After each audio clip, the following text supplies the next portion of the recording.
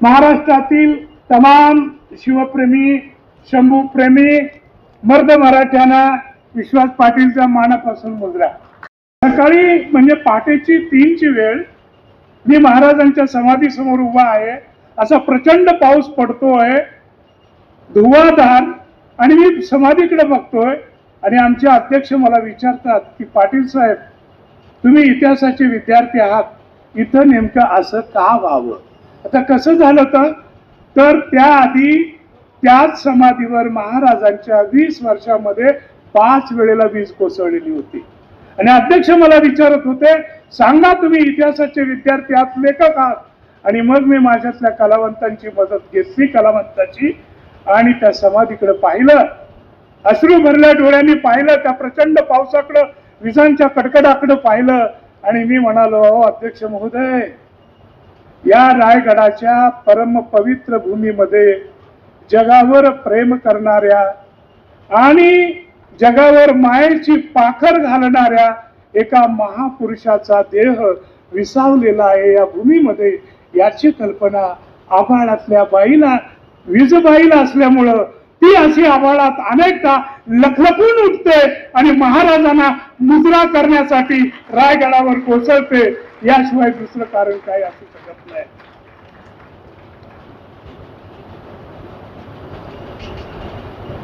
अनेक विद्यार्थी विचारतात की कुठल्या धामाला जावं, काशीला जावं, रामेश्वराला जावं। कोकणातले एक माधव नावाचे कवी होते, त्यांनी एक कविता मस्त लिहिलेली आहे, सुंदर काव्य लिहिलेलं आहे। त्यांनी म्हटलेलं आहे अरे मथुरा वृंदावन काशी रामेश्वर कोणाला, मथुरा वृंदावन काशी रामेश्वर कोणाला, ज्या अभाग्याने रायगडने देखील त्याला। म्हणजे जन्मात तुम्ही दुसरं काही नाही पाहिलं तरी चालेल, पण रायगडाच्या पायरीवर जाऊन तुम्ही माथा टेका, तुम्ही आयुष्यात पुण्यवान व्हाल।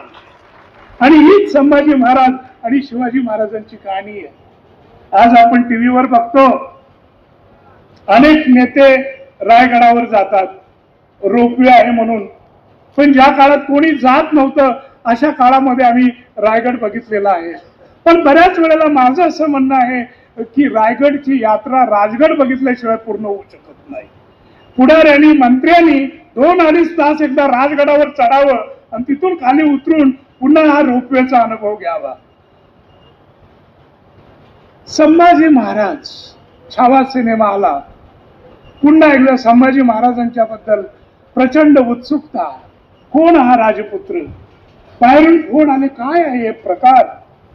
दुर्दैवानं महाराष्ट्राच्या भूमीच्या बाहेर संभाजी महाराजांची फारशी कल्पना लोकांना नाही, शिवाजी महाराजांची आहे, औरंगजेबाची आहे। पण ज्या वेळेला भारतातल्या काश्मीर पासून कन्याकुमारी पर्यंतच्या सर्व प्रेक्षकांना आणि अभ्यासकांना कळलं की छत्रपती शिवाजी महाराजांचा एक पुत्र असा होता सूर्यपुत्रासारखा की जो औरंगजेबाच्या विरोधात एवढा प्रचंड लढलेला होता आणि औरंगजेबानं अशा निर्घृणपणे त्यांची हत्या केली होती, हे कळल्यावर संपूर्ण हिंदुस्थानचं हृदय कापलं। हे त्या सिनेमाचं यश आहे। सिनेमा दोष नाहीत असं नाहीये, पण ही शंभूची कथा त्यांनी हिमालयापासून ते रामेश्वरापर्यंत पोहोचवली। छत्रपती संभाजी महाराज म्हणजे पेटता निखारा। संभाजी महाराजांची वैशिष्ट्य काय सांगायची, किती सांगायची। मी सध्या आग्र्याच्या मोहिमेवर अभ्यास करतोय।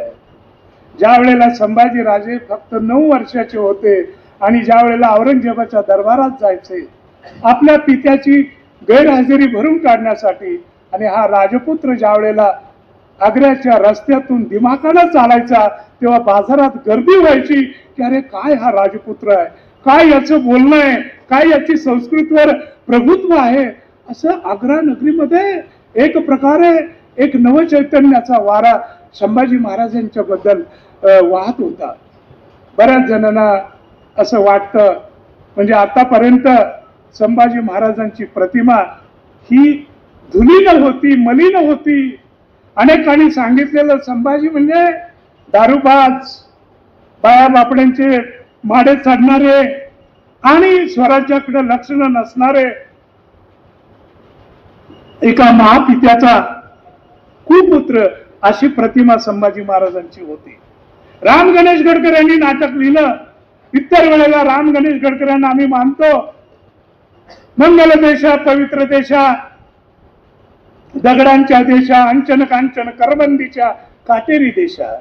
पण त्या काळात माहिती नसल्यामुळं किंवा निवळ बकरीचा आधार घेतल्यामुळं त्यांनी संभाजी महाराजांच्या बद्दल अतिशय वाईट वर्णन केलेलं आहे.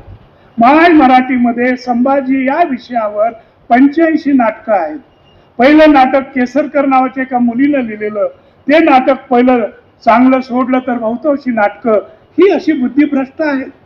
आणि संभाजी महाराज मग ते कधी तुळसाच्या माडीवर गेले, कधी हंसाच्या गेले, कधी हिच्या गेले, कधी तिच्या गेले, अशी वर्णनं नाटककारांनी केलेली आहेत. पण मी ज्या वेळेला संभाजी महाराजांचा अभ्यास सुरू केला आणि त्यावेळेला माझ्या असं लक्षात आलं की दिल्लीपती औरंगजेब, आपल्याला कल्पना नसते की मराठ्यांची फौज शिवाजी महाराज किंवा संभाजी महाराज यांच्या काळात किती होती. तुम्ही अगदी सेतू माधवराव पगडी किंवा जगन्नाथ सरकार या सर्व इतिहासकारांची साक्ष काढली तर मराठ्यांची फौज कधीही 1,10,000च्या वर गेली नव्हती. पण दिल्लीच्या बादशाची फौज ही 10.5 लाखाची होती. म्हणजे पेशावर पासून बंगाल पर्यंत ठिकठिकाणी त्यांचे आर्मी कॅम्प होते. आजच्या भाषेत बोलायचं झालं तर ठाणी होती आणि 10.5 लाखाची फौज होती. शिवाजी महाराज आणि संभाजी महाराज म्हणजे काय, या दोन्हीतला फरक, या दोन्हीतलं नातं, या दोन्हीतला जिव्हाळा, या दोन्हीतली तळमळ आणि कळकळ हेच तुमच्या समोर मांडण्याचा मी व्याख्यानात प्रयत्न करतोय. छत्रपती शिवाजी महाराज ज्या वेळेला हयात होते त्यावेळेला महाराष्ट्रात औरंगजेबाचे फक्त 2च सरदार आलेले होते. एक मिर्झा राजा जयसिंग आणि दुसरा दिल्लेर खान. आणि या दोघांबरोबर फक्त 40,000 सैन्य होतं. असं एवढं सैन्य असताना आणि थोरले महाराज हयात असताना हिंदवी स्वराज्यावर एवढा दबाव आणला या मिर्झा राजा जयसिंगनी, म्हणजे औरंगजेबानी, की छत्रपती शिवाजी महाराजांची इच्छा नसताना जुलमाचा रामराम करण्यासाठी महाराजांना आग्र्याला जावं लागलं. महाराजांना एकापेक्षा एक असे बळकट 23 किल्ले द्यावे लागले. एवढे आपले हाल हाल करून टाकलेले होते. कुणी? मोगलांच्या म्हणजे औरंगजेबाच्या फक्त 2 सरदारांनी. आणि 3 एप्रिल 1680 ला छत्रपती शिवाजी महाराजांचं महानिर्वाण झालं. मी अभ्यास इतिहासाचा करताना इतिहास मला विचारतो किंवा मी इतिहासाला विचारतो, लोक मला विचारतात की महाराजांच्या महानिर्वाणानंतर या महाराष्ट्राला कोणी सांभाळलं. आणि सगळी इतिहासाची उलटी सुलटी पानं केली तर इतिहास मला हेच सांगतो की छत्रपती शिवरायांच्या नंतर या महाराष्ट्राची लाज आबरू सांभाळणारी एकच लखलखती तलवार होती आणि तिचं नाव शंभूराजे. शंभूराजे शंभूराजे याशिवाय काही नाही. मोठे महाराज हयात असताना फक्त 2 सरदार चालून आले होते. महाराजांचं महानिर्वाण झालं 1682-83 नंतर औरंगजेब महाराष्ट्रावर चालून आला. कसा आला? सेना समुद्र म्हणजे सैन्याचा समुद्र अंगावर यावा असा आला. तुमच्यापैकी अनेक जण शेतकरी आहेत, त्यांना माहिती आहे की 10 किंवा 12 म्हशी बांधल्या तर त्यांना केवढा मोठा गोठा लागतो. आणि ज्या वेळेला औरंगजेब महाराष्ट्रावर आलेला होता त्यावेळेला औरंगजेबाबरोबर 4 लाख जनावरं होती आणि 5 लाख फौज होती. इतिहास आम्हाला असं शिकवतो की जेव्हा औरंगजेबाचा कुठेही तळ पडायचा त्यावेळेला औरंगजेबाच्या त्या तंबूच्या भोवती वर्तुळामध्ये औरंगजेबाचा डेऱ्याचा घेर, त्याच्या छावणीचा घेर हा 28 ते 30 किलोमीटर असायचा. एवढी प्रचंड फौज महाराष्ट्रावर चालून आलेली होती आणि महाराज नव्हते आणि फक्त 2 सरदार नव्हते तर औरंगजेबाबरोबर 31 सरदार होते. म्हणजे 31 सरदार आणि स्वतः औरंगजेब महाराष्ट्रावर चालून आला असताना छत्रपती संभाजी महाराजांनी त्यांच्याशी मुकाबला केला.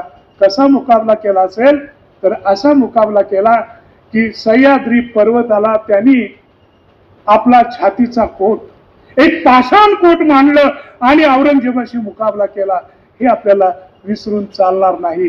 याचा आपल्याला विचारच करावा लागेल. अरे छत्रपती संभाजी महाराजांनी एक एक किल्ला असा लढवला.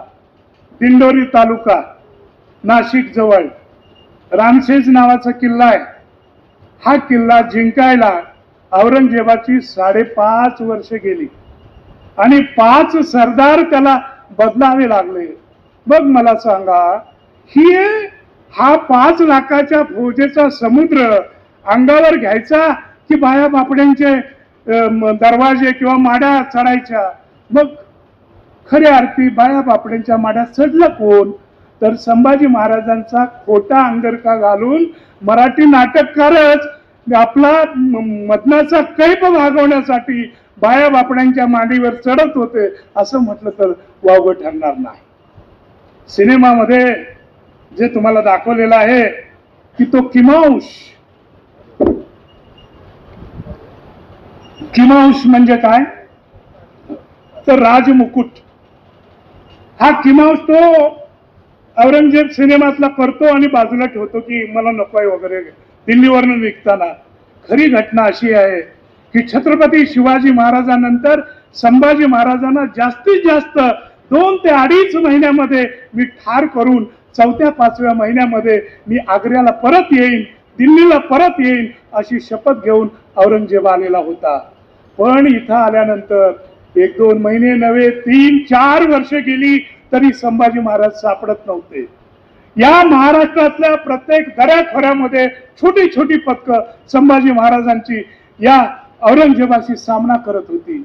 आणि मग औरंगजेबाला काही कळेना की अरे रामशेज सारखा एक छोटा किल्ला जर जिंकायला मला 5.5 वर्ष लागत असतील, तर शिवाजी आणि संभाजीचे किल्ले जवळजवळ 350 आहेत.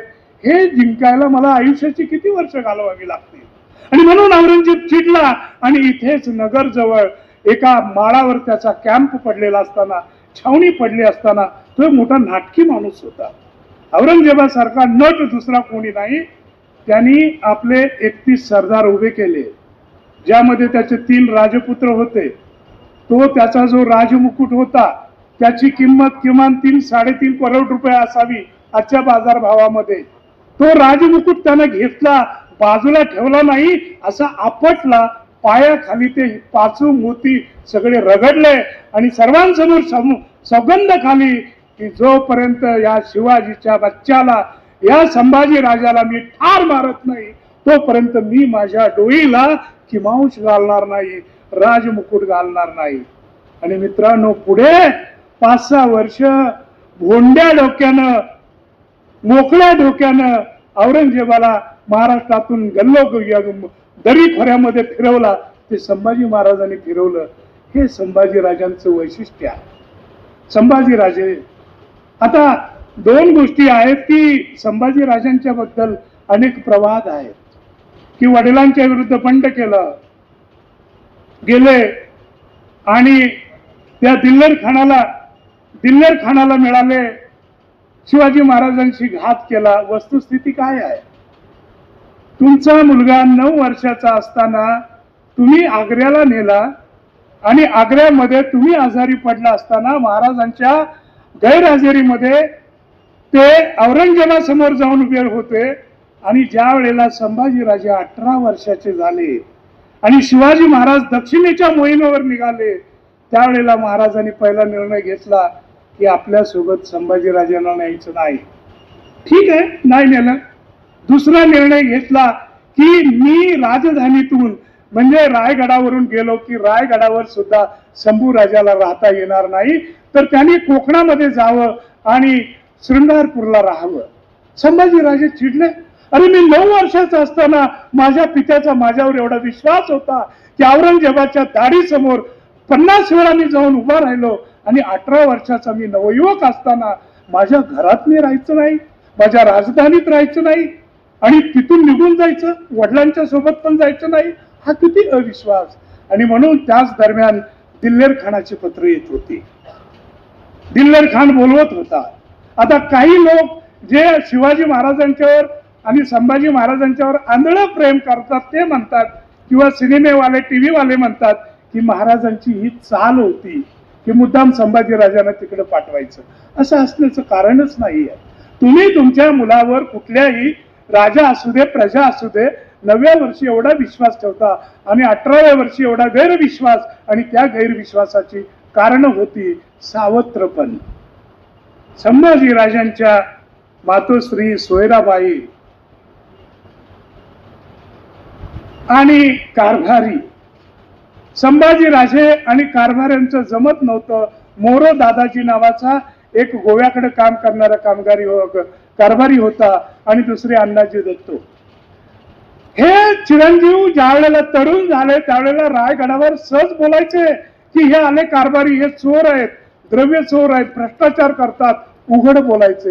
हे कोणाला कारभाऱ्यांना सहन होणार नव्हतं, म्हणून कारभारी मंडळी त्यांच्या विरोधात होती.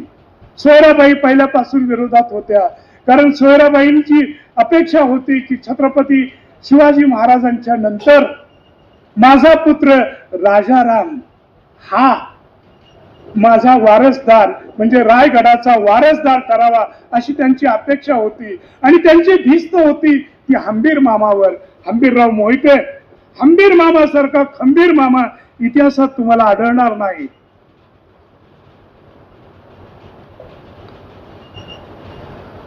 त्यांचे भाचे राजाराम साहेब असल्यामुळे मातोश्री सोयराबाईंना वाटलं की मामा भाच्याच्याच बाजूने उभा राहील.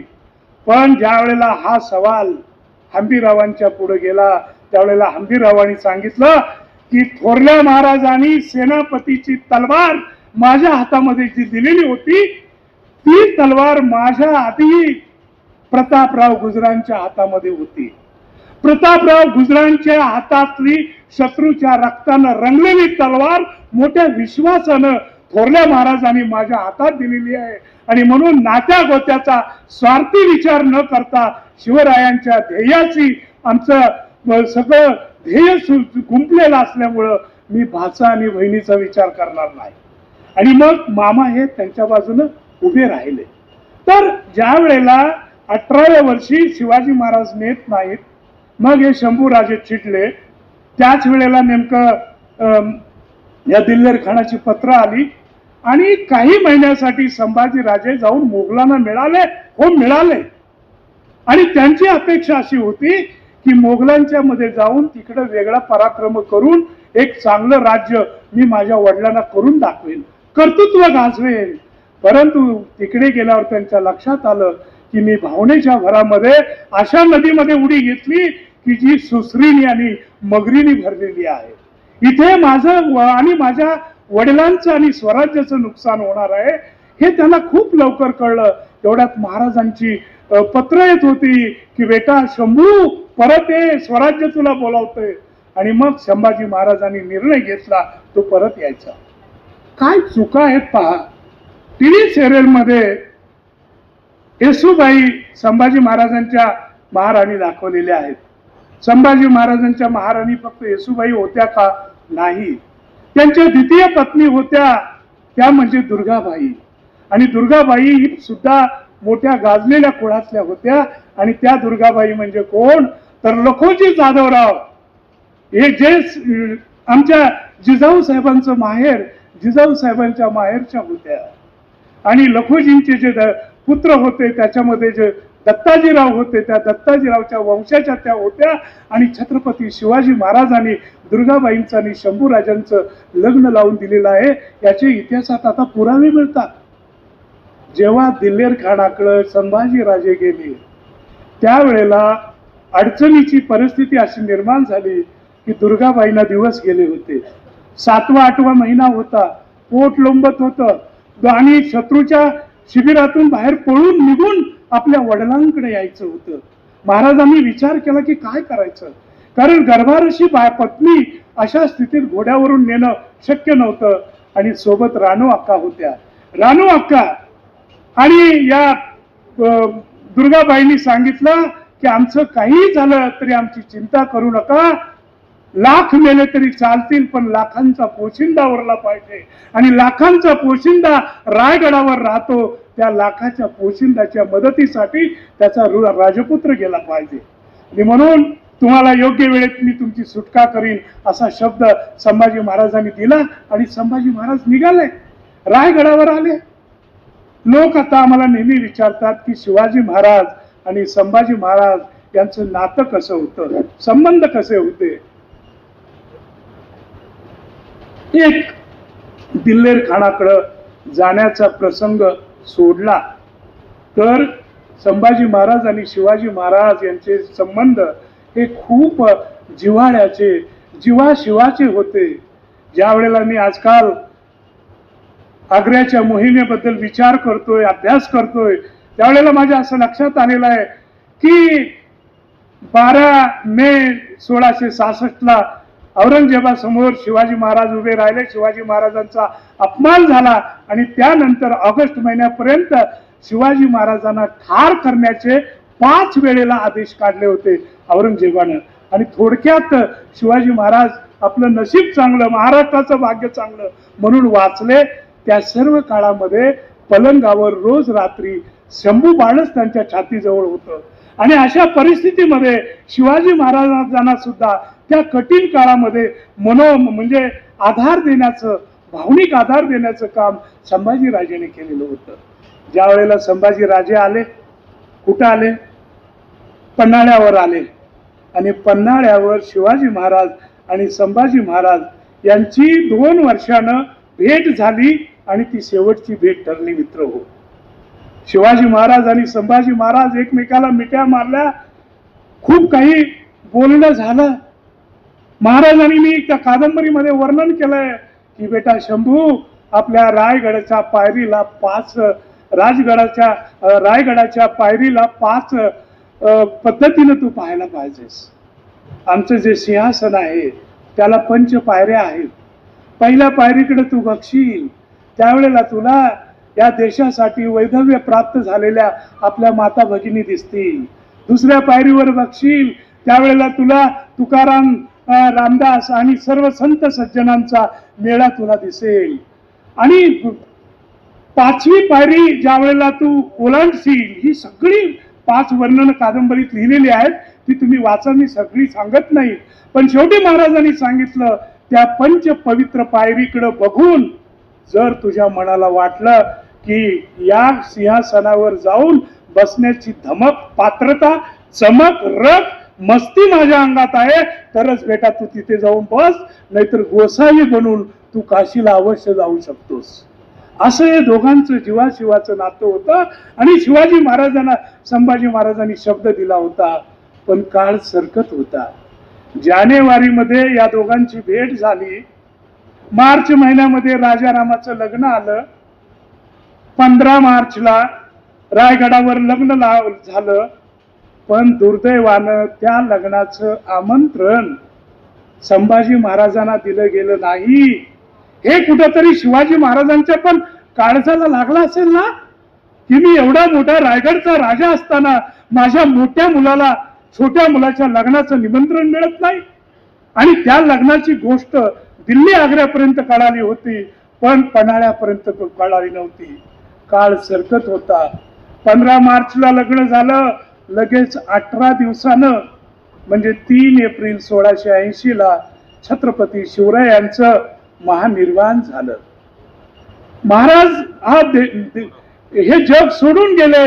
आणि त्यावेळेला सुद्धा संभाजी महाराज सर्वात मोठे पुत्र असताना, राजपुत्र असताना पित्याच्या मृत्यूची वार्ता सुद्धा त्यांना कळवली गेली नाही. हिंदू धर्मानुसार पित्याच्या मृत्यूनंतर त्याचे अंत्यसंस्कार करायचे असतात किंवा अग्नी द्यायचा असतो तो थोरल्या चिरंजीवानं. पण कोणीतरी एक निंबाळकर नावाचा दूरच्या नात्यातला मनुष्य पकडला या कारभार्यांनी आणि सोयराबाईंनी, आणि हे लग्न लावून हे सगळं संस्कार सगळे संपले. म्हणजे मला लक्षात घ्या की एवढा तेजस्वी हा पुत्र का चिडणार नाही. मला भावाच्या लग्नाला बोलवलं नाही, पित्याच्या अंत्यसंस्कारालाही बोलवलं नाही. आणि मग महाराज चिडले आणि त्यांनी रायगडावर क्रांती केली. अनेक जण इतिहासात असं म्हणतात की सोयराबाई ह्या सावतराईचा संभाजी महाराजांनी छळ केला, त्यानं भिंतीत छिनून मारलं. सपसेल खोट आहे. कारण संभाजी महाराज त्यांचं राज्यारोहण झाल्यानंतर 1.5 वर्ष सोयराबाई जिवंत होत्या आणि संभाजी महाराजांनीच कोकणातल्या बाकरे शास्त्री नावाच्या एका विद्वानाला एक दानपत्र दिलेलं आहे संस्कृत, आणि त्या दानपत्रामध्ये संभाजी महाराज लिहितात की माझी माता सोयराबाई ही स्फटिकाहून पवित्र आहेत. ही वर्णन आहेत आणि कसं मारणार आणि कुठल्या भिंतीमध्ये घालून मारणार. लोक असं म्हणतात की शिवाजी महाराजांच्या काळातल्या कारभाऱ्यांना संभाजी महाराजांनी संधी दिली नाही. असं नाही आहे. सुरुवातीला त्यांनी बंड केलं तरी त्या सर्वांना माफी केली आणि महाराजांनी त्यांना संधी दिली. तरी सुद्धा दुसऱ्यांदा काही लोकांनी शत्रूला फितूर झाले म्हणून त्यांना त्या हत्तीच्या पायाखाली तुडवून मारलं. हा इतिहास आहे. पण संभाजी महाराजांनी माणसं जपलेली आहेत हे लक्षात ठेवा. हे संभाजी महाराजांचं कर्तृत्व. लोक आम्हाला विचारतात की आता आपण तुम्ही त्या सिनेमामध्ये पाहिलं असेल बुरहानपूरची लढाई. बुरहानपूरच्या लढाई इतका संभाजी महाराजांचा पराक्रम सीमित नाही. संभाजी महाराजांनी बुरहानपूरची लूट केली ही गोष्ट खरी, पण संभाजी महाराजांनी आपल्या आयुष्यामध्ये 114 लढाया खेळलेल्या आहेत आणि त्या छोट्या मोठ्या लढाया आहेत आणि बहुतांशी सर्व एक लढाई सोडून त्यांचा सर्वत्र विजय झालेला आहे. महाराजांचा पराभव झाला तो बाणावर नावाच्या गावात. आजचं जे इंदिरा गांधींच्यामुळं निवडणुकीमुळे गाजलेलं कर्नाटकातलं शहर चिक्कमंगळूर, त्या चिक्कमंगळूर जवळ बाणावर आहे आणि तिथं या संभाजी महाराजांचा पराभव झाला. तो चिक्कदेव राय नावाचा मोठा कर्तृत्ववान राजा होता, त्याच्या समोर झाला. आणि मग महाराजांनी शपथ घेतली की हे पराभूत तोंड घेऊन माझ्या भूमीत जाणं नाही. जोपर्यंत मी विजयी होत नाही तोपर्यंत मी मावळाला तोंड दाखवणार नाही. आणि कर्नाटकातून हा शिवपुत्र तामिळनाडूला गेला आणि तामिळनाडूची जी कावेरी नदी आहे आणि कावेरी नदीच्या काठावर एक मोठं संपन्न शहर आहे ज्याचं नाव त्रिचन्नापल्ली. तुम्ही आज सुद्धा गेला तर त्रिचन्नापल्लीच्या कावेरी नदीच्या काठावर एक पाषाणकोट नावाचा मोठा किल्ला आहे. महाराजांनी त्या तामिळनाडूच्या जंगलामध्ये प्रशिक्षण घेतलं. याचं कारण असं की बाणावरला त्यांचा पराभव या कारणासाठी झाला होता की कन्नडिगांनी लांब पल्ल्याचे बाण वापरले होते आणि ते बाण अंगात घुसायचे. त्या पुढे तलवारी आणि भाल्यांचं काही चाललं नाही. महाराजांनी आणि कवी कलशनी त्या रानामध्ये 4 महिने प्रशिक्षण घेतलं आणि त्यांनी पहिल्यांदा जिंकला तो कावेरी काठचा पाषाणकोट. नंतर बाणावरला आले. बाणावरला चिक्कमंगळूर जवळ त्या राजाचा पराभव केला आणि महाराजांची सर्वात महत्वाची लढाई म्हणजे गोव्याची. एक लक्षात घ्या की शिवाजी महाराज आणि संभाजी महाराज यांच्यामधलं साम्य असं आहे की छत्रपती शिवराय ज्या काळामध्ये ईमेल नव्हते, ज्या काळामध्ये गुगल नव्हतं, ज्या काळामध्ये आतासारखं मंत्र्यांना उठसूट प्रायव्हेट जेट असतं तसं प्रायव्हेट जेट नव्हतं. घोड्यावर बसायचं. घोड्यावर तुम्ही 2 तास रपेट करून बघा, मांडीच्या चाटी जातील त्या कातडीच्या. अशा कठीण परिस्थितीमध्ये यांनी ती राज्य सांभाळलेली होती. आणि त्या काळातली वर्णन अशी आहेत की छत्रपती शिवराय नावाचा एक शहाणा आणि श्रेष्ठ राजा महाराष्ट्र किंवा दख्खन नावाच्या प्रांतामध्ये राज्य करतो. हिंदवी स्वराज्य त्याचं आहे याची खबर, याच्या बातम्या लंडनच्या गॅझेटमध्ये यायच्या, याच्या बातम्या पोर्तुगालमध्ये यायच्या, डचमध्ये यायच्या. आणि हीच बाब संभाजी महाराजांच्या बाबतीत सत्य होती. संभाजी महाराजांचं स्वप्न होतं की जे जे माझ्या वडिलांच्या हातून अपूर्ण राहिलं ते मी पूर्णत्वास नेणार आहे. एक जंजिरा नावाचा किल्ला आहे अलिबाग जवळ, अजिंक्य जंजिरा. हा सिद्धी मंडळींचा जंजिरा जिंकण्यासाठी शिवाजी महाराजांनी 5 वेळा आक्रमण केलं होतं, पण महाराजांना हा किल्ला जिंकता आला नाही. संभाजीराजांनी किल्ला जिंकायचं ठरवलं, तो असा एक 1.5 किलोमीटर पाण्यामध्ये आहे आणि काय वाटेल ते झालं तरी मी किल्ला जिंकणार या हिमतीनं संभाजी महाराजांनी त्या काळामध्ये समुद्रात मोठमोठ्या दगडांचा, पाषाणांचा सेतू बांधला. म्हणजे रामाने जसा श्रीलंकेकडे सेतू बांधला होता तसा संभाजी महाराजांनी बांधला. आज सुद्धा तुम्ही जर ओहोटीच्या वेळेला गेला तर तुमच्या लक्षात येईल की पाण्यामध्ये 800 ते 900 मीटरवर हे मोठे मोठे पत्थर दिसतील, हे संभाजी महाराजांचे आहेत. त्यांनी तो सेतू बांधलेला होता. आणि जगाच्या इतिहासामध्ये मित्रांनो 2500 वर्षापूर्वी अलेक्झांडर द ग्रेट या जगप्रसिद्ध राजांनी टायर नावाचं बेट जिंकण्यासाठी 2000 वर्षापूर्वी असा एक सेतू बांधलेला होता. नंतर संभाजीराजांनी तो प्रयोग केला, पण दुर्दैवानं औरंगजेब जर लवकर आल्यामुळं त्यांना ते सोडून द्यावं लागलं.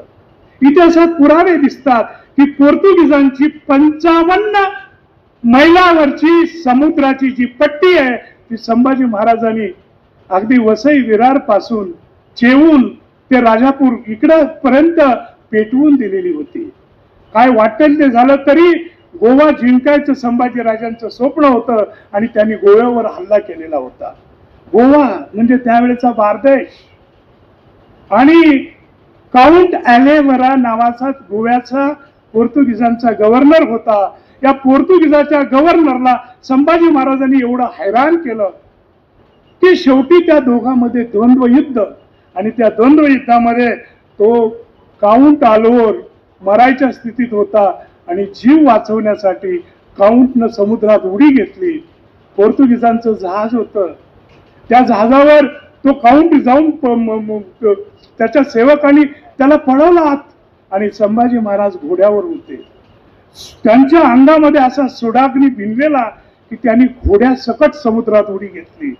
शेवटी समुद्र मोठा होता, घोडा छोटा होता आणि त्यामुळे घोडा पोहणीला लागला आणि महाराज जवळजवळ त्या ठिकाणी मृत्यू अवस्थेत पोहोचले होते.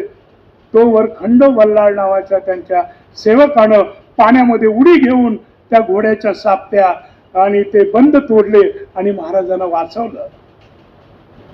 म्हणजे लक्षात घ्या की संभाजी राजा हा असा एक पराक्रमी राजपुत्र होता की ज्याला दऱ्या डोंगराची शिखरं आणि समुद्राचा तळ कोणीही अडवू शकत नव्हतं. अशा पद्धतीचा पराक्रम संभाजी राजांचा होता. आता लोक वेगवेगळ्या कारणासाठी इतिहास शोधतात, त्यांची कारणं आणि त्यांचा स्वार्थ वेगळा असतो. पण मी तुम्हाला जाहीरपणे सांगतो की छत्रपती संभाजी महाराज आणि शिवाजी महाराज हे मानवतेच्या महामंदिरामध्ये कायमचे जाऊन जगाला प्रेरणा देत बसलेले आहेत, दैवत्वाला पोचलेले आहेत. हे युगपुरुष आहेत. शिवाजी आणि संभाजी महाराज मानवतेच्या मंदिरात आहेत. आज आपण राजकारणी, सर्व पक्षाचे, सर्व गटाचे आणि तटाचे सगळे राजकारणी त्यांना निवडणुकीच्या आणि मतदानाच्या बाजारामध्ये स्वतःच्या पर्सेंटेजसाठी ओढतो, हे दुर्दैव आहे. आणि म्हणून संभाजी महाराज आणि शिवाजी महाराजांचा अभ्यास हा निवडणुकीच्या पर्सेंटेजसाठी न करता त्यांनी मानवतेचा विचार काय केला, त्यांनी गोरगरिबांचा विचार काय केला. तुम्हाला माहिती नाही की त्या काळामध्ये गुलामाचा व्यापार चालायचा. म्हणजे जशी जनावरं विकली जातात, जनावरांना किंमत होती, माणसाला नव्हती. कारण कुठेही झाडी झोपात डोंगरात जायचं, गाई गुराकाठची मुलं मुली पकडायच्या आणि त्यांना कोंडून न्यायचं आणि बाजारात बसवायचं. पुण्याला पटकीचा बाजार भरायचा मुळामोठीच्या काठी. म्हणजे कुठल्याही गोरगरीब मुली आणल्या जायच्या, मुलं आणली जायची आणि ती अरब देशामध्ये नेली जायची. आता अरबांच्या देशामध्ये हा गुलामांचा व्यापार चालत होता. शिवाजी महाराजांना हे अजिबात पसंत नव्हतं. पण आंतरराष्ट्रीय ट्रेड नावाची जी गोष्ट असते, आंतरराष्ट्रीय व्यवहार, यामध्ये इतर देशांच्या मागणीनुसार शिवाजी महाराज जास्त काही त्याच्यावर कठोर उपाय योजू शकले नाहीत. पण संभाजी महाराज हा पहिला राजा असा होता की त्यांनी गुलामांच्या त्या विक्रीवर बंदी घातली. माझ्या कादंबरीमध्ये कवी कलश आणि संभाजीराजे अरबांच्या त्या याच्यात गेलेले आहेत, जहाजावर गेलेले आहेत. आणि एका युट्यूबवर कुणीतरी एक असं चुटकी दाखवलेली आहे की विश्वास पाटलांनी सांगितलंय की अरबांच्या त्या जहाजावर गेले कवी कलश आणि संभाजी महाराज आणि त्यांनी मद्याचा चषक लावला. अरे वेडा, तुला माहिती नाही की अरबांची पाठ धरणं, अरबांच्या ताब्यात समुद्र होता, तिथं जाणं म्हणजे वाघाच्या गुहेत जाणं हे शक्यच नव्हतं. संभाजी महाराज गेले, पण कशासाठी गेले तर या करार मदारासाठी गेले.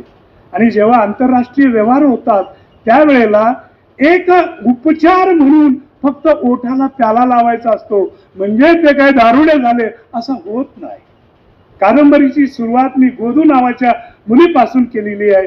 ही गोदू ती आहे जी आपल्या सासऱ्याविरुद्ध आणि आपल्या नवऱ्याविरुद्ध बंड करते आणि रायगडावर जाऊन शिवाजी महाराजांचा प्राण वाचवते. ह्या फाकड्याच्या गळ्या डोक्यात नुसती ती गोदावरी. अरे गोदावरी आणि गोदू मध्ये काहीतरी फरक आहे.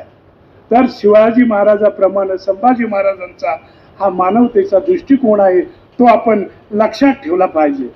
एक ध्यानात घ्या की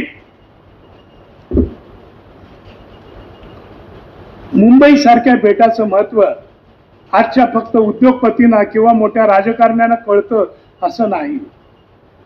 मुंबई बेटाचं महत्व छत्रपती संभाजी महाराजांना कळलेलं होतं आणि 1684 साली त्यांनी मुंबई विकत घ्यायचा प्रयत्न केला होता. प्रयत्न नव्हे तर ऍग्रीमेंट झालं होतं. बीरवाडी नावाचा किल्ला रायगड जवळ आहे आणि त्या किल्ल्यावर त्यांनी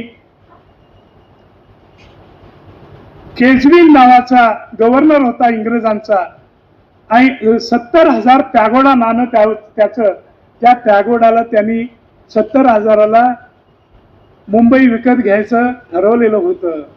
आणि हे ज्या वेळेला सुरतेच्या वखारीतल्या इंग्रजांना कळालं त्यावेळेला त्यांनी मुंबईकरांना लिहिलं की अरे मूर्खानो, तुम्ही त्या संभाजीच्या हातामध्ये जर मुंबई दिली तर रामेश्वरापर्यंतचा समुद्र किनारा तुमच्या आमच्या बापाच्या हातात राहणार नाही आणि तुम्ही चूक करू नका.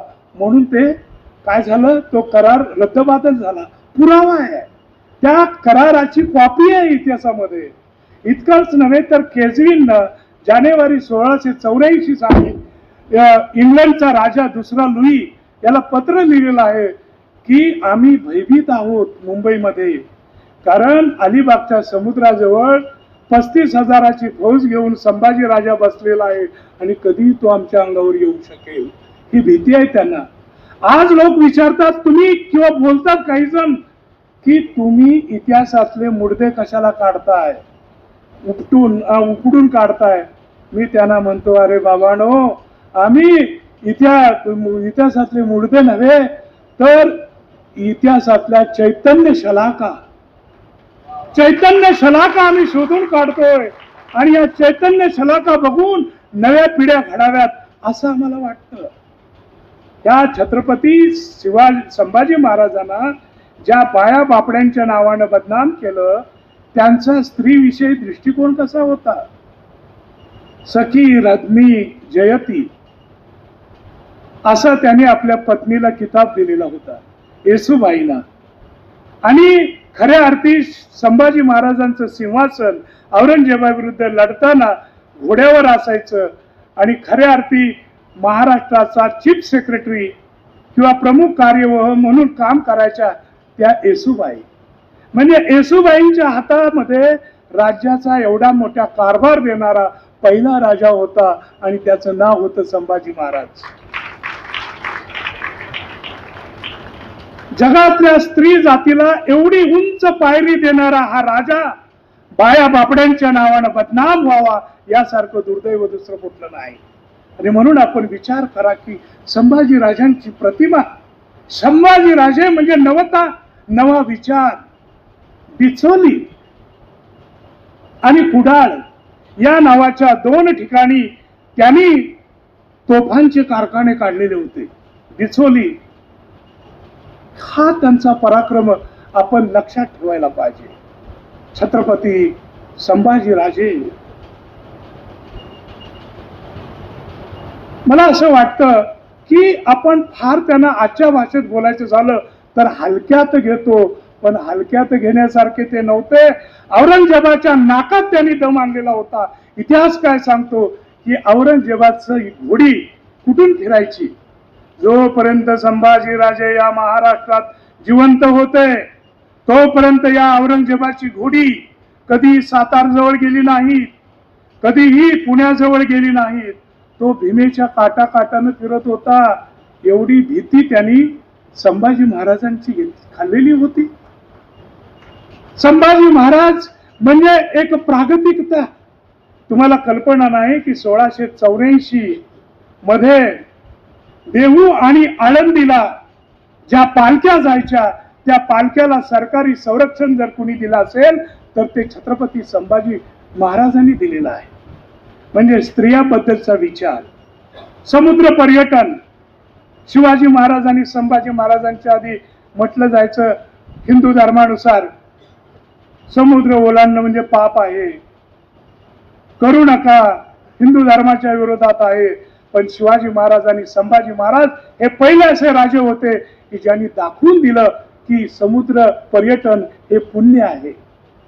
मला संभाजी महाराजांचं वैशिष्ट्य असं हे वाटतं की संभाजी राजे जोपर्यंत हयात होते तोपर्यंत शिवाजी महाराजांचा एकही किल्ला 350 ते 400 किल्ल्यापैकी त्यांनी पडू दिलेला नव्हता. एकही किल्ला पडू दिला नव्हता, एकही जहाज बुडू दिलं नव्हतं. तर संभाजी राजे हे कमी कसे? शिवाजी महाराजांच्या तुलनेमध्ये संभाजी महाराज कुठेही कमी नव्हते, हे लक्षात ठेवा. आणि ज्या दुर्गाबाईंची मी गोष्ट सांगितली, मला हे सांगावं लागेल की दुर्गाबाईंची सुटका व्हावी. अरे पुढे या दुर्गाबाईंच्या त्या गर्भारशी होत्या, मी सांगितलं त्यांच्या पोटी एक कन्यारत्न आलं. इतिहासाला माहिती नाही तिचं नाव काय. मी कादंबरीमध्ये सोयीसाठी कमळजा असं नाव दिलेलं आहे. ही बाळ कमळजा. तिला वाटायचं की तिला लोक सांगायचे की रायगडचा राजा तुझा पिता आहे आणि माझ्या रायगडचा राजा असलेल्या पित्याला मला भेटायला पाहिजे असं या कमळजाला वाटायचं. आणि संभाजीराजांना पण वाटायचं की आपली पत्नी आणि आपली कन्या, आपली बहीण आपल्या जवळ पाहिजे. म्हणून महाराजांनी प्रयत्न केले होते. 1682 1683 मध्ये नगरच्या किल्ल्यामध्ये रानूबाई, दुर्गादेवी आणि कमळजाला ठेवलेलं होतं.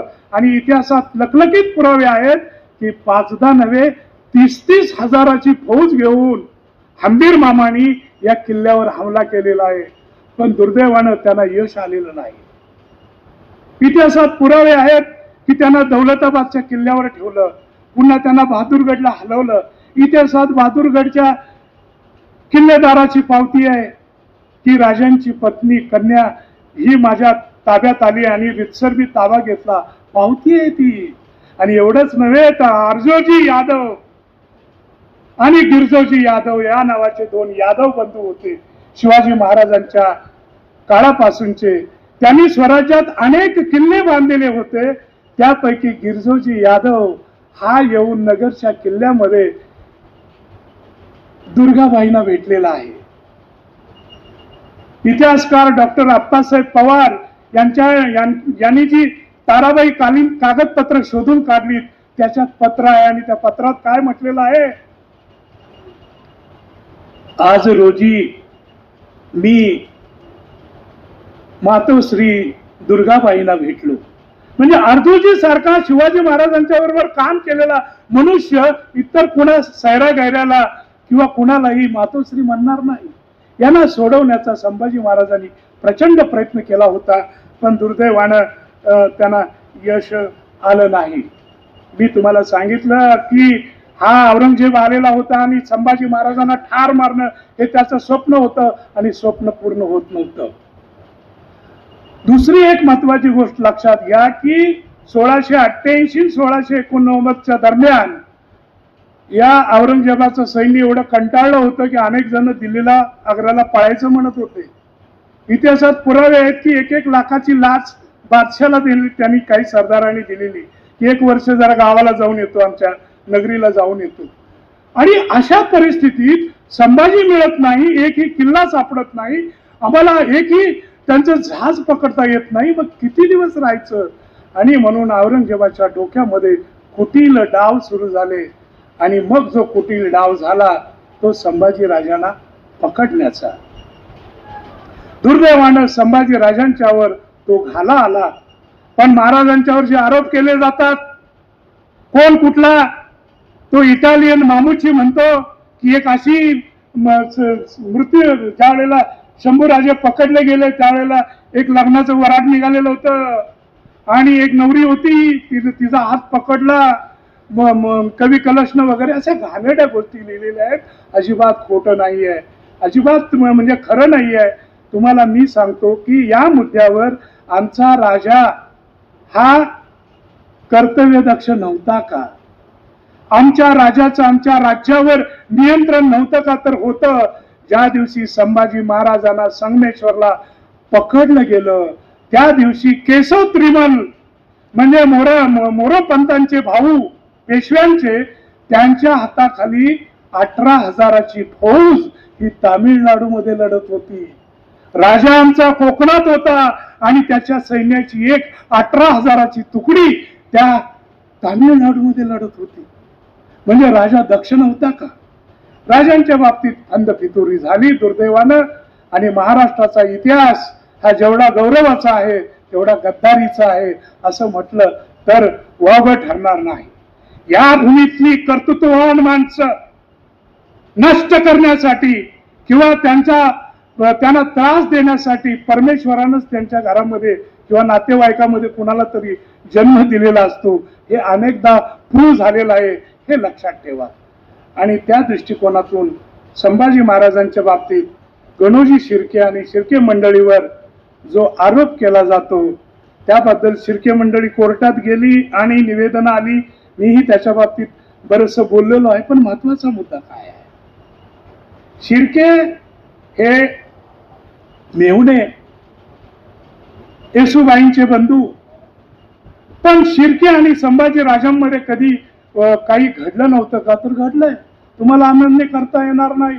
अरे या महाराष्ट्रामध्ये, या भूमीमध्ये, या मराठ मातीमध्ये संभाजी महाराजांच्या विरुद्ध रणांगणामध्ये तलवार घेऊन महाराजांशी लढलेले या भूमीतले फक्त शिर्के घराणं आहे, दुसरं कोणी नाहीये. आणि याचं कारण काय? याचं कारण वतनाची तुकडे. म्हणजे सर्वांना वतन पाहिजे होती. शिवाजी महाराजांचं जे ध्येय आहे ते ध्येय पूर्णत्वास नेण्यासाठीच संभाजी महाराजांचा बळी गेला असं म्हटलं तरी वावगं ठरणार नाही. कारण शिर्क्यांना फक्त वतन पाहिजे होतं आणि वतनासाठी ते खूप वेळा भांडत होते. पण आमचे शिवाजी महाराज म्हणायचे, माणसांना नव्हे देवांना सुद्धा वतन देऊ नका, कारण देव पण बिघडतील, त्यामुळे माणसाचा तर विचारच करू नका. आणि हे तत्व संभाजी महाराजांनी सांभाळलेलं आहे. 3 फेब्रुवारी 1689 जे महाराजांना संगमनेरला पकडलं त्यावेळीची परिस्थिती काय होती? आज सुद्धा तुम्ही संगमेश्वरला तुम्ही जर पाहिलं, आज सुद्धा कोकणामध्ये संगमेश्वरच्या आजूबाजूचं रान तुम्हाला एखाद्या रानामध्ये सोडलं आणि कितीही माहितगार असला तरी त्या जंगलातून तो परत येईल असं नाही. एवढं निबिड अरण्य आज आहे, तर त्या काळामध्ये काय असेल? आणि महाराज तिकडे गेले होते कशासाठी? ऑफिशियल कशासाठी गेले होते? तर जेदे शकावली, ज्याला आपण प्रमाण मानतो, पहिला पुरावा मानतो, शिवाजी महाराजांच्या जन्मापासूनच्या सगळ्या तारखा ह्या जेदे शकावलीत जुळतात. आणि जेदे शकावलीच्या 24व्या पानावर स्पष्टपणे म्हटलेलं आहे, शिर्के पारखे झाले, कवी कलश लढण्यासाठी गेले. कवी कलशाने संभाजी महाराजांच्या मार्फत लढाई केली. कुठं जाऊन? तर शिर्क्यांच्या मुलकामध्ये. पण कवी कलशांचा पराभव झाला आणि म्हणून स्वतः संभाजी महाराज हे शिर्क्यांच्या मुलकावर चालून गेलेले आहेत. महाराज शिर्कियावरी गेले, शिर्क्या असं पलवून लावले, महाराज खेलनियावरी गेले. खेलना म्हणजे कुठला तर विशाळगड. म्हणजे शिर्क्यांचा पराभव संभाजी महाराजांनी केला होता.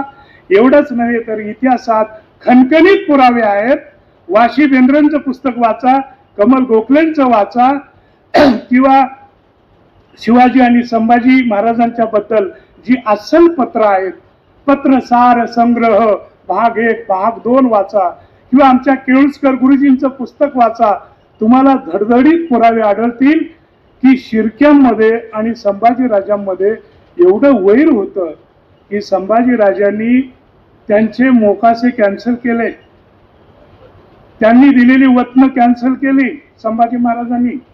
एवढंच नव्हे तर शिर्क्यांच्या काही लोकांच्यावर एवढा राग होता की त्यांना कुडामध्ये म्हणजे ज्वारीच्या पिकामध्ये ज्वारीची जी ताटं असतात, बुचडा असतो, त्याच्यामध्ये घालून त्यांना जाळून मारलं. एवढं त्यांच्यामध्ये वैर होतं आणि हे इतिहासात आहे. आता डायरेक्ट पुरावा कुठेही मिळत नाही की शिर्क्यांनी संभाजी महाराजांना पकडून दिलं किंवा कसे, पण घर तुमचं असेल, दार तुमचं असेल, अंगण तुमचं असेल आणि तुमचा मेव्हणा त्या दुसऱ्या गावच्या पाटलांना पकडून दिला असं म्हटलं, हे थोडंसं जुळवायला कठीण पडतं. पण दुर्दैवाची गोष्ट हे बघा, मुकर्रम खान नावाचा हैदराबादचा म्हणजे तेव्हाच्या भागानगरचा एक सरदार मोगलांना मिळालेला होता आणि मोगलांकडे येऊन त्याला फक्त महिना पण झाला नव्हता. तो कोल्हापूरला आला. कोल्हापूरवरून पन्हाळ्याजवळ त्याला कळालं की संभाजी महाराज कोकणामध्ये आहेत आणि त्याला कळाल्यानंतर छप छप छप छप अशा वेगानं 3-3.5 दिवसात तो संगमेश्वरला येऊन पोचलेला आहे. आणि तो कसा पोचलेला आहे, धड येऊ शकत नव्हता, कारण कोल्हापूर ते रत्नागिरी ही जी वाट आहे ती आंबा घाटातनं जाते.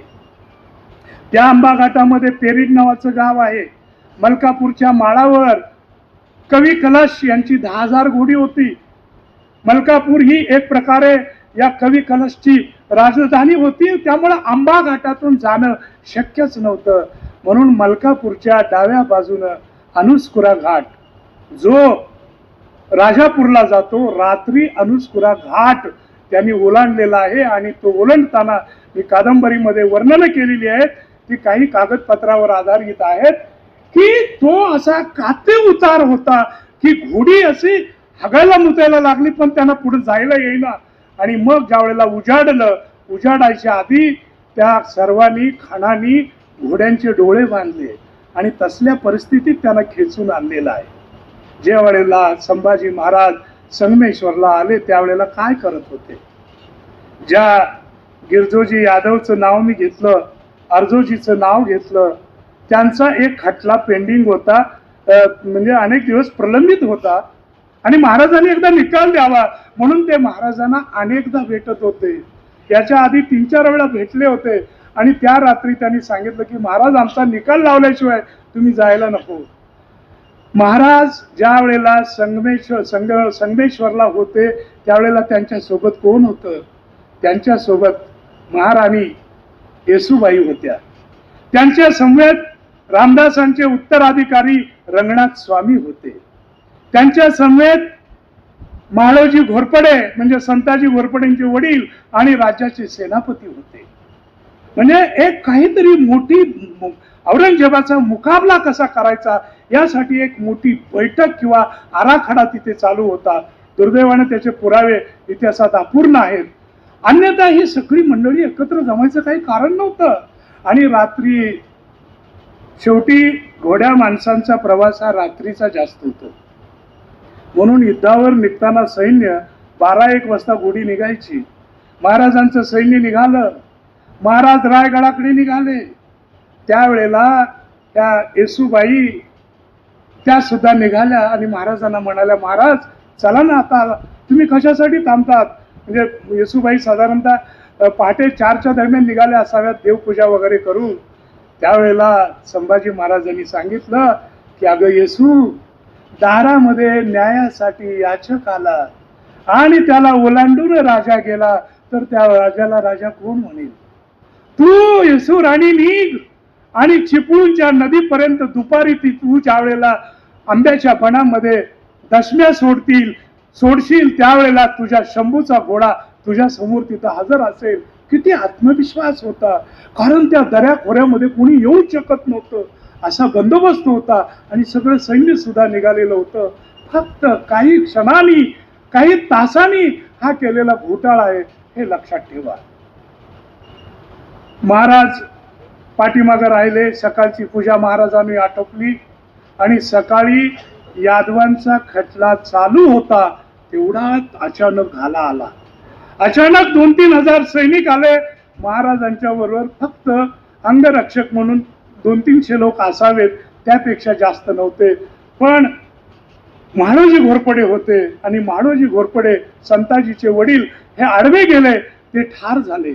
महाराजांनी खूप प्रयत्न केला. त्यांच्या लक्षात आलं की जिथं सूर्याची किरण पोचत नाहीत अशा जंगलामध्ये आणि अशा भागामध्ये शत्रू येतो, याचा अर्थ घरातल्या कोणीतरी डाव खेळलेला आहे, घरातल्या कोणीतरी आपल्याला फसवलेला आहे आणि काही करून यातून वाचलं पाहिजे.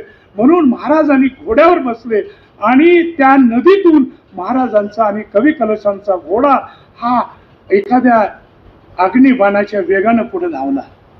पलीकडच्या गावामध्ये देसायांचा एक वाडा आहे, सरदेसायांचा वाडा. महाराज तिथे गेले आणि पटकन महाराजांनी आपली दाढी काढली, डोईचे केस काढले, गोसाव्याचं रूप घेतलं आणि घोड्यावर बसून बाहेर निघायचं होतं. एक लक्षात घ्या, शिवराय आणि शंभूरायांच्या काळामध्ये आपल्या पाठीवर बसलेला धनी कशा पद्धतीनं घोडा चालवतोय, कसे तो रिकिबीत बसलेला आहे, त्याच्यावरून घोड्यांना सुद्धा कळायचं की माझ्या मालकाला किती लांब जायचं आहे. आणि म्हणून संभाजी महाराजांचा घोडा जो वेळूच्या वनामध्ये लपवलेला होता, त्या घोड्याला कल्पना होती की ज्या पद्धतीनं एवढ्या वेगानं घोडा धावत आला किंवा महाराज धावत आले आपल्या सोबत, याचा अर्थ खूप जायचं आहे दूर, म्हणून लागलंच पाणी प्यायला पाहिजे. म्हणून ते मुख जनावर बांबूच्या बनातून बाहेर आलं आणि पाय काढून पाणी पिऊ लागलं. शेवटी तो संभाजी महाराजांचा घोडा होता. त्या घोड्याच्या गळ्यामध्ये सुद्धा 2-3 शेर सोनं होतं, कारण राजाचा घोडा होता. आणि तेवढ्यात तिकडून वैरी आले आणि त्यांनी ओळखलं की महाराजांचा घोडा इथं नदीकाठी आहे, म्हणजे महाराज वाड्यात असले पाहिजे. आणि वाड्याला वेढा पडला आणि दुर्दैवानं संभाजी महाराजांनी खूप प्रयत्न केले, पण आपलं दुर्दैव होतं आणि त्यामुळे संभाजी महाराज पकडले गेले.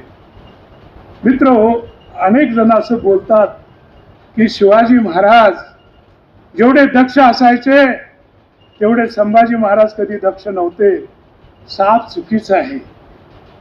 माझं उलट मत एवढं आहे की शिवाजी महाराज आणि संभाजी महाराजांमध्ये फरक हा आहे की परमेश्वरानं शिवाजी महाराजांच्या राशीला जेवढं भाग्य आणि जेवढा सुकून दिला, त्याच्यामध्ये कुठेतरी संभाजी महाराजांना देण्यासाठी कमी पडला असावं.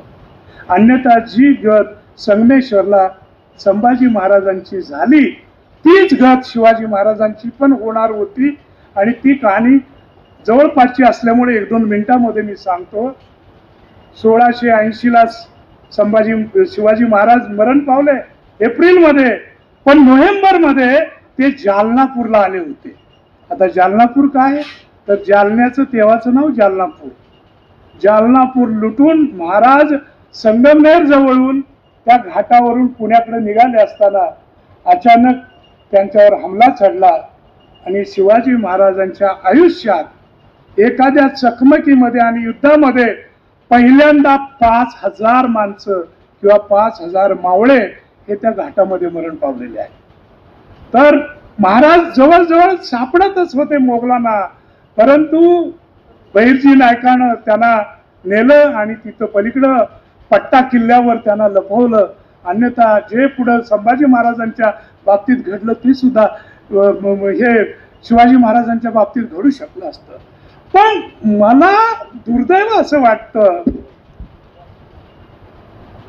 की 1 फेब्रुवारीला महाराजांना संगमनेर जवळ कैद केलं आणि तिथून लगेच एक प्रचितगड नावाचा किल्ला आहे, त्या प्रचितगडा किल्ल्याच्या पायथ्यानं रातोरात म्हणजे 16-17 तासामध्ये कराडला आणण्यात आलं. कारण कराडला मोगलांचं ठाणं होतं. तो जो घाट आहे त्याला मळे घाट म्हणतात. तो मळेघाट आज जसाच्या तसा आहे.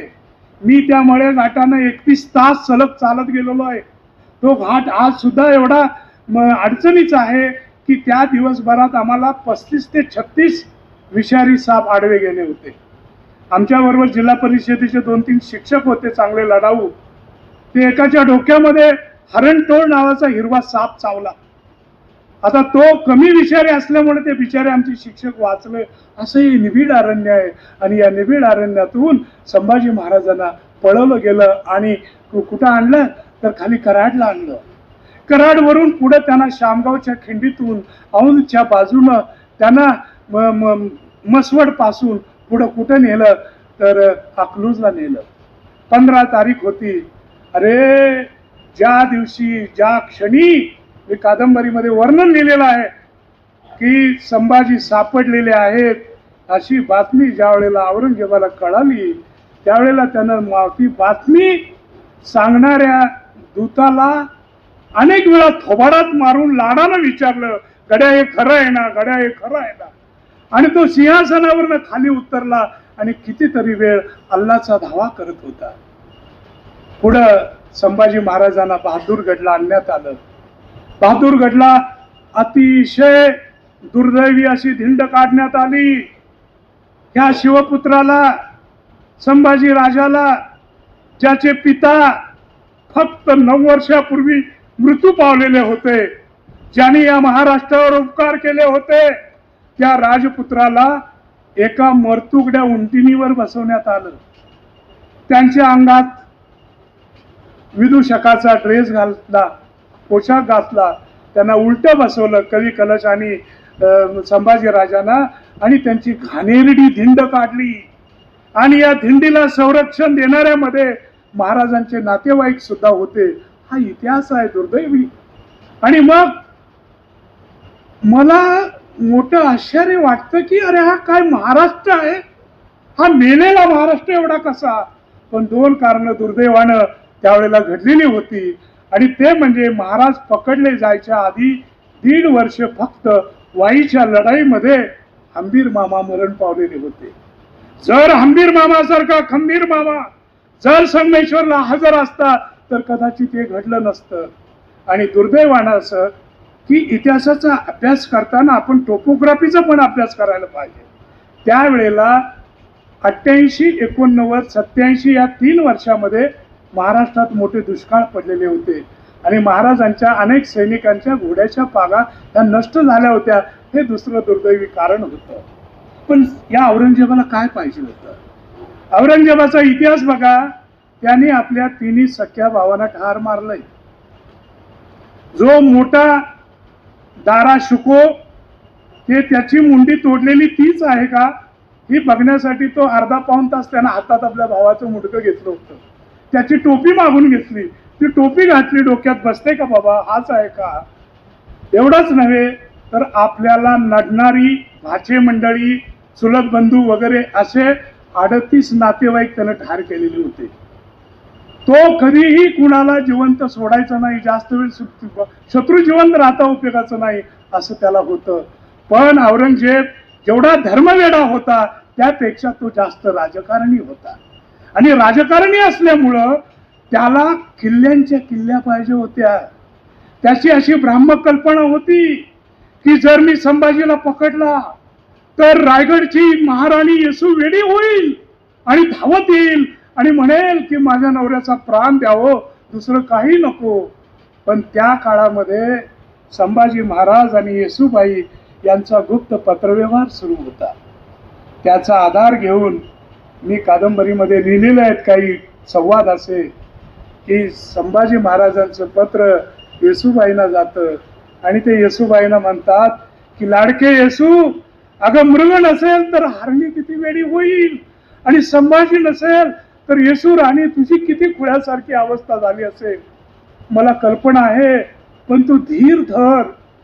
तू एक लक्षात घे की थोरल्या महाराजांनी महाराष्ट्राच्या कपाळी हिंदवी स्वराज्य नावाचा कुंकुम टिळा लावलेला आहे आणि महाराजाच्या या महाराष्ट्राच्या माथ्यावरचा हा कुंकुम टिळा जपवण्यासाठी तू तुझं कुंकू विसरून जा.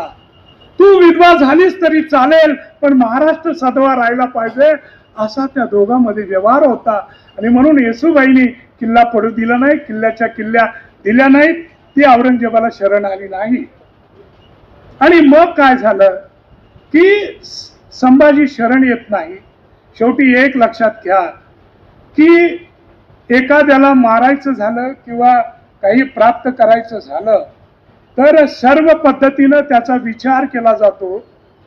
मी तुम्हाला दुर्गाबाईंची कहाणी सांगितली, मी तुम्हाला कमळजाची कहाणी सांगितली, त्यावेळेचे काही पोवाडे आणि पुरावे आहेत, त्यावरून मी लिहिलेलं आहे की शेवटी एक लक्षात घ्या, किती मोठा राजकारणी असेल, उद्योगपती असेल, तत्ववेत्ता असेल, जगतो कुणासाठी? आपल्या मुलाबाळांसाठी. आणि औरंगजेबाच्या हातामध्ये ते हातचा होता. म्हणून औरंगजेबानं एक दिवस कैदेमध्ये असा छिन्न विच्छिन्न स्थितीत असलेला संभाजी राजांच्या समोर उभं केलं. कुणाला? दुर्गाबाईंना, रानू अक्कांना आणि कमळजाला. हा प्रसंग कादंबरीमध्ये मी कसा लिहू मला काही कळत नव्हतं. कारण ही कादंबरीची शेवटची पानं लिहिताना, शेवटची 60, 70, 80 पानं लिहिताना माझ्या डोळ्यातून एका बाजूला अश्रू गळत होते आणि दुसरीकडून पेनातून शाई गळत होती. हे सगळे एकत्र आल्यावर संभाजी महाराज तयार होतील. औरंगजेबाची ऑफर होती. औरंगजेबाने सांगितलेलं होतं की कुठली जहागिरी माग आणि उत्तर प्रदेश किंवा बिहार किंवा बंगालकडं तू निघून जा. प्रॉब्लेम आहे का? तू उत्तर प्रदेश किंवा बिहार कुठं तुला जायचं तिकडं तू निघून जा.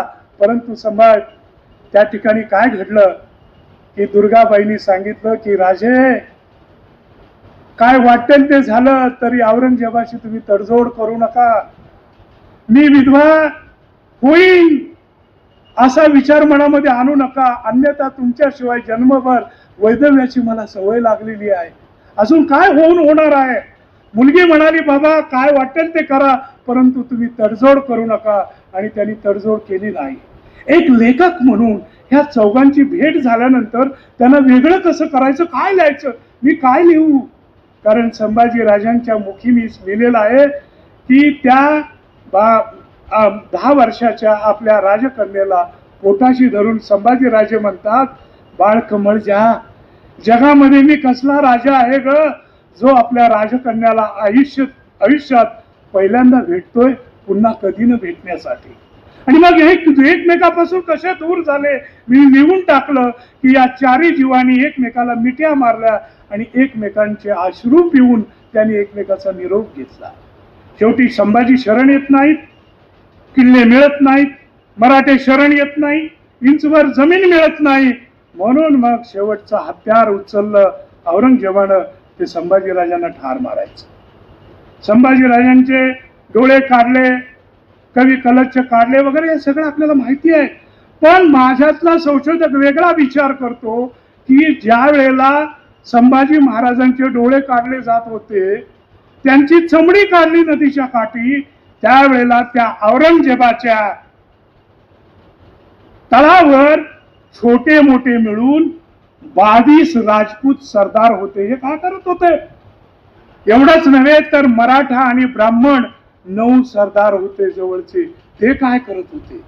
या 9 मराठा ब्राह्मण सरदारांना आणि 22 राजपुतांना कळलं नाही की शिवाजी महाराजांच्या राजपुत्राचा औरंगजेब असं तुकडं करतोय. आणि दुर्दैवाचा हा इतिहास आहे. मला लाज वाटते त्या वेळेतल्या पिढीची आणि आमच्या वाडवडिलांची सुद्धा. म्हणून मी तुम्हाला सांगतो की छत्रपती शिवाजी महाराज आणि संभाजी महाराज ही विधात्याची मोठी देणगी आहे, जी आम्हाला नीट पचवता आली नाही. त्यांची पुस्तकं आपण घेतो, आरशामध्ये बाजूला ठेवतो, पुढं सगळ्यांना दिसावी, कोणी मनापासून वाचत नाही, त्याचा अभ्यास करत नाही, कोणी किल्ले चढून पडत नाही, निवड आपण भावनेवर चालतो. हे भावनेवर चालता उपयोगाचं नाही. शिवाजी महाराज आणि संभाजी महाराज यांचे विचार आपण मनाशी पकडले पाहिजेत. तरुण मला विचारतात या दोघांकडून काय शिकावं. मी त्यांना सांगतो, साफल्यपूर्ण जीवन कसं जगावं हे शिकायचं असेल तर तुम्ही शिवरायांचा अभ्यास करा. आणि प्रसंगी मृत्यूचा मुका आपल्या देशासाठी, वतनासाठी, आपल्या भूमीसाठी, संस्कृतीसाठी घ्यायचा झाला, कसा घ्यायचा मृत्यूचा मुका याचा धडा शिकायचा असेल तर संभाजी महाराजांकडून धडे शिका. या दोन्ही पिता पुत्रांनी ही अमर दीक्षा, हा अमर संदेश तो आम्हाला दिलेला आहे. आणि मी प्रसंग सांगितला होता तो कोणता, की औरंगजेबानं शपथ खाल्लेली होती, संभाजीला मारल्याशिवाय मी राजमुकुट घालणार नाही. आणि ती अमावस्येची रात्र भीमा नदीमध्ये दिवसभरात संभाजी महाराजांचा अनन्वित छळ करून औरंगजेबानं मारलं त्या अमावस्येच्या रात्री. आणि तो त्या भीमा नदीची कड चढून सायंकाळी वर आला. त्यावेळेच्या काही लोककथा गीतं यांचा आधार घेऊन मी लिहिलेला आहे की ज्या वेळेला औरंगजेब वर आला त्यावेळेला त्याच्या तळावर तंबूर ताशे वाजत होते आणि त्याचे सगळे सरदार धावत आले. अलमपणा अलमपणा, जगातला सगळ्यात वाईट तुमचा शत्रू, कठीण शत्रू नष्ट झालेला आहे आणि म्हणून तुमचा सन्मान करण्यासाठी, तुमच्या डोक्यावर घालण्यासाठी आम्ही कल्याणच्या बाजारातून किमांश आणलेला आहे काही कोटीचा, तो घालून तुमचा सन्मान करायचा आहे. त्यावेळेला थकलेला औरंगजेब हसतो आणि म्हणतो, अरे बेट्यानो, तुम्ही कसला माझा सन्मान करता? अरे जिसने कत्ल किया वो मर गया, जिसने कत्ल किया वो मर गया और जिसका कत्ल किया वो तो अमर हो गया. ही अशी या छत्रपती संभाजी राजांची कहाणी आहे. मला असं वाटतं की ही कहाणी तुम्ही आपल्या काळजामध्ये जपावी. माझी ही संभाजी कादंबरी इंग्रजीमध्ये, हिंदीमध्ये, कन्नडमध्ये अनेक भाषांमध्ये उपलब्ध आहे. तुम्ही जरूर वाचा. इतिहासातली मूळ पुस्तकं वाचा. तुम्ही वासी बेंद्रे वाचा, तुम्ही कमल गोखले वाचा आणि तुम्ही वाचा, निवळ भावनेवर जाऊ नका. मला आता आजकाल चाललेलं आहे, 3-4 वर्ष मी प्रयत्न करतो आहे की छत्रपती शिवाजी महाराजांना जन्म देणाऱ्या शहाजी महाराजांची समाधी ही 350-400 वर्ष उघड्यावर आहे. त्याच्यावर साधं पत्र्याचं कुंपण नाही. औरंगजेबाची कबर बघून तुम्हाला राग येत असेल तर ते साहजिक आहे. पण जी माऊली, महाराष्ट्र माऊली आयुष्यभर आरशामध्ये तोंड घेऊन, आरशामध्ये आपला चेहरा घेऊन ज्या वेळेला ज्या महापुरुषाच्या नावानं, शहाजी बाबांच्या नावानं कुंकू रेखत होती, त्या जिजाऊ साहेबांच्या कुंकुवाचा धनी त्या कर्नाटकच्या उघड्या माळावर पडलेला आहे. आणि तिकडं आपण साधं बघत नाही का, तर तो एरिया आपल्या मतदारसंघात नाही म्हणून. आणि म्हणून मला असं वाटतं मित्रांनो की औरंगजेबाच्या कबरीकडे बघून आपल्याला राग आला तरी चालेल, पण शिवाजी महाराज, संभाजी महाराज आणि शहाजी महाराज यांना आपण खरा न्याय देऊ शकलो नाही याची लाज मात्र आपल्याला जरूर वाटायला हवी. एवढा मी विचार तुमच्या पुढे मांडतो. माफ करा, मला यायला उशीर झाला. तुम्ही माझ्या लेखणीवर आणि वाणीवर जे प्रेम करतात, शेवटचा फक्त 1 मिनिट घेतो. मी जेव्हा प्रांत ऑफिसर होतो एकेकाळी ठाण्याला, त्यावेळेला मी एका तलाट्याला निलंबित केलं होतं. आणि निलंबित केल्यावर कोर्टामध्ये साक्ष देण्यासाठी जावं लागतं. अचानक मला पत्र आलं की विश्वास महिपती पाटील तुम्ही कोर्टात या. खरं म्हटलं तर मी जायची काही गरज नव्हती. वकील पाठवला नाही, न्यायमूर्तींनी सांगितलं तुम्ही स्वतः आलं पाहिजे. मी पुन्हा मोठा वकील पाठवला. न्यायमूर्तींनी पत्र लिहिलं की पुढच्या तारखेला तुम्ही आला नाही तर तुम्हाला अटक वॉरंट काढण्यात येईल आणि तुम्हाला अटक करून नेण्यात येईल. आमचा वकील म्हणाला कशाला भांडता, न्याय देवता आहे ती, जा आणि काय एकदा साक्ष द्यायची ती देऊन या. मी गेलो कल्याणच्या त्या कोर्टामध्ये. असा तिथं साक्षीदाराचा पिंजरा. 3 प्रश्न विचारले. आपलं नाव विश्वास महिपती पाटील? हो. आपण फलाना फलाना काळामध्ये तुम्ही ठाण्याला प्रांत होता? हो. हा अमका अमका जो तलाठी आहे त्याचं नाव? हो. तुम्ही त्याला सस्पेंड केला? हो. ही तुमची सही आहे? हो. बरं, आता कादंबरी कुठली लिहिताय? पुढचा सवाल. आणि तेव्हा मला कळलं की न्यायदेवतेनं मला कशासाठी बोलवलेलं आहे. आणि साक्ष देऊन मी बाहेर निघालो. एवढ्याच पांढऱ्या कपड्यातला तो पट्टेवाला माझ्याकडे आला आणि म्हणाला, साहेब गडबड करू नका, न्यायमूर्तींनी येताना तुमचा पण डबा आणलेला आहे आणि अँटी चेंबरमध्ये दुपारचं जेवण त्यांना तुमच्या समवेत घ्यायचं आहे. मला न्यायाधीशांनी जेवता जेवता सांगितलं की विश्वासराव माफ करा, मी वराडातला आहे, पुन्हा इकडे बदली होईल न होईल. हे विश्वास पाटील म्हणजे तुम्हीच आहात ही माझी खात्री पटल्यावर म्हटलं आपल्या अधिकाराचा वापर करून आपल्या लेखकाला भेटायची संधी साधावी. यातून मला असं सांगायचं आहे की मी काय लिहितो आहे, काय बोलतो आहे, काय लिहिणार आहे, याकडे न्याय देवता सुद्धा एवढं बारीक लक्ष ठेवणार असेल तर या पुढच्या काळामध्ये सुद्धा माय मराठीच्या पायावर याहून अधिक चांगल्या रांगोळ्या रेखाटण्याचा मी प्रयत्न करेन. असा शब्द तुम्हाला देतो आणि आपली रजा घेतो. जय हिंद, जय महाराष्ट्र.